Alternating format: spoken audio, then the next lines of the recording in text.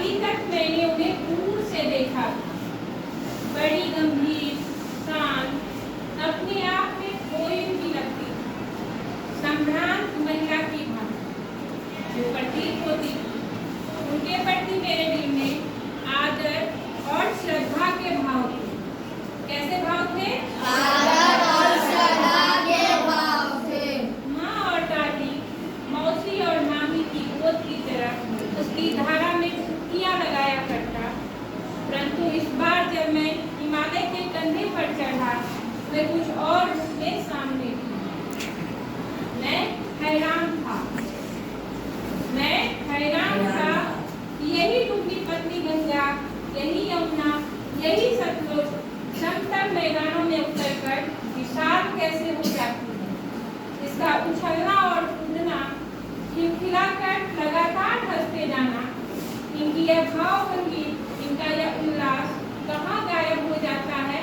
मैदान में जाकर। यहाँ पे क्या है? प्रश्नवाचक चिन्ह है। क्या है? प्रश्नवाचक चिन्ह। जो नागार्जुन जी हैं अपने निबंध में उनसे ही प्रश्न करते हैं। किससे प्रश्न करते हैं? स्वयं से।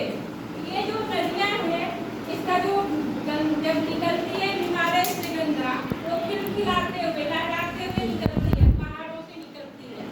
लेकिन मैदानों में जाकर वो शांत हो जाती है। क्या हो जाती है?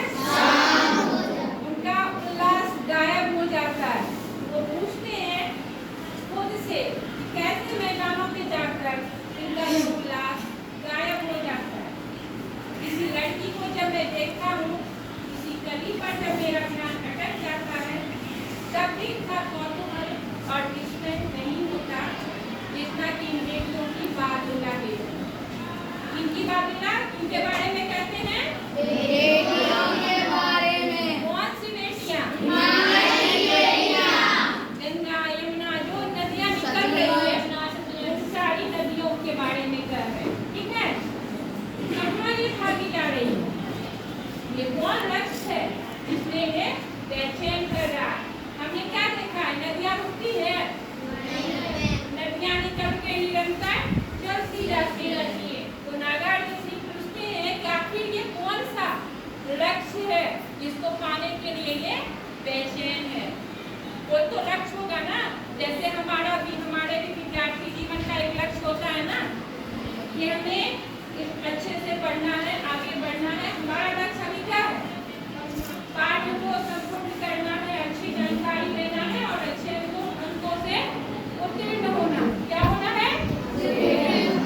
उसी तरह हर चीज का अपना एक लक्ष्य होता है। तो ये पूछ रहे हैं नागार्जुन जी कि आखिर इन नदियों का लक्ष्य क्या है? कौन सा लक्ष्य ने बेचैन कर रखी है जो वो लगातार भाग रही है? नदी भागती जाती है, रास्ता बना के निकलती जाती है। अपने महान पिता का विराट प्रेम पाकर भी अगर इनका हृदय और कीर्ति ही है, तो कौन होगा जो इनकी प्यास बुझा सकेगा? बर्फ जमी नंगी पहाड़ियाँ, छोटे छोटे पौधों से भरी घाटियाँ, बंधुर अधिकाएं, सरसब उपतिकाएं, ऐसा है इसका लीला निकेतन। इसमें दो शब्द आए हैं, बंधुर अधिकाएं। इसका क्या अर्थ है? सुंदर, विनित, झुका हुआ। पहाड़ों पे जो एकदम से हरियाली छाई हुई रहती है ना, छोटी छोटी, कैसे कर छोटे छोटे पौधों से भरी घाटियाँ एकदम ऐसे लगती है कि झुकी हुई है, विनित है। ठीक है? और सरसब्ज उपतिकाएं, सरसब्ज मतलब होता है हरी भरी घाटियाँ, उपजाऊ घाटियाँ। तो हिमालय की घाटियाँ कैसी है? उपजाऊ है।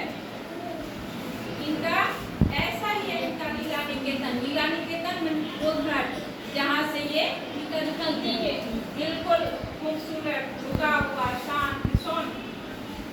खेलते खेलते जब ये जरा दूर निकल जाती हैं, रेतदार, चीड़, सड़ों, चिनार, सफेदा, कैर के जंगलों में पहुंचकर शायद इन्हें बीती बातें याद करने का मौका मिल जाता होगा। कौन जाने बुढ़ा हिमालय अपनी नटखट बेटियों के लिए कितना सिर घूमता होगा। किसको पता है? जब बेटियां विदा होती है, बेटियों के लिए विदा करते हैं ना, तो जब